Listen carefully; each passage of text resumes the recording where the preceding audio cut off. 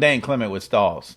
In today's secret sauce, I'm going to show you how to properly set up a raster art file.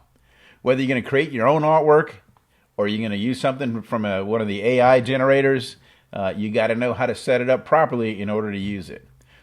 Today I'm going to use Photoshop. You can use any image editing software you want, Corel Photo Paint, Affinity Photo, but I like Photoshop, and I think that's the best one out there, basically. So here we go. So the first thing we need to do is go to the File menu, come down to New. And in this dialog box, this is where everything happens. If you plug in the correct information on the right-hand side of this window, everything's going to be set up properly for you. So if you're going to create your own artwork, you're ready to go. So the first thing I'm going to do is I'm going to come over here. I'm going to change my pixels to inches because that makes more sense to me, right?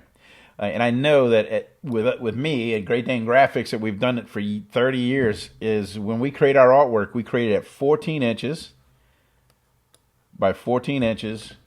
And the resolution is very important. That's 300 pixels per inch. That is a high-res file. We can print anything we want in our industry as long as we have this kind of resolution at the actual size or larger than we actually need it. Now, when it comes to color mode, I'm going to always create my artwork in RGB. Always, always, end of story. I don't care if I'm printing to a CMYK printer. This is one of those things I get a lot of questions on.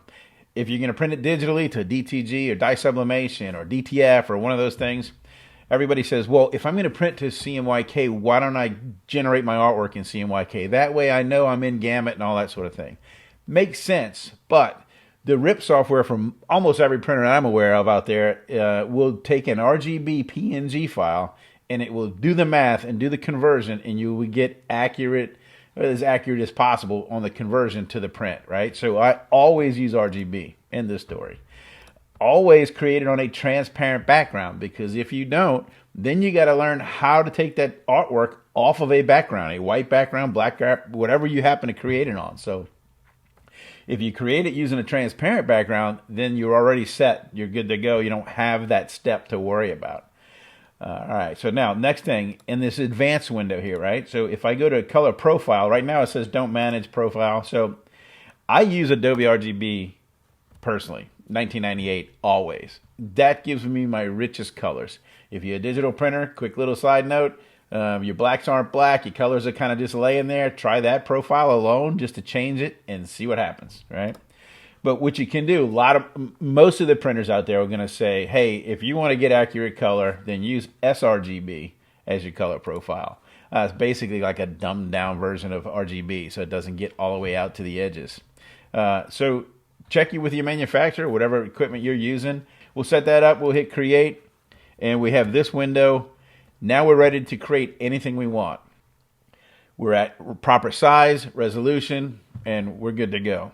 Now, if you use AI artwork generators, all of them out there that I'm aware of, most of them, the initial upsample that you will get, right? When you pick an image, you say, I like this one, download it. Unless you upsample it in that software, some of them allow it, some of them don't, then it's going to give it to you at 1024 by 1024 pixels. So let's go ahead and do this. All right, so I have a file opened. And if you look at it, it's pretty cool looking Jaguar, right?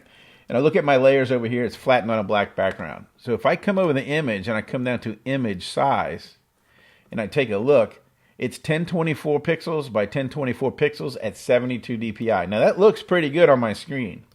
Here's the problem. When I make this 300, I'm going to go to inches so you can make sense of it, right?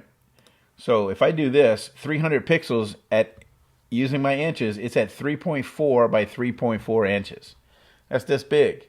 That's too small to work. So that's why you have to use upsamplers, and that's for another video. But if you create the artwork, do the resolution that we just went over, you'll be good to go in anything you need to print.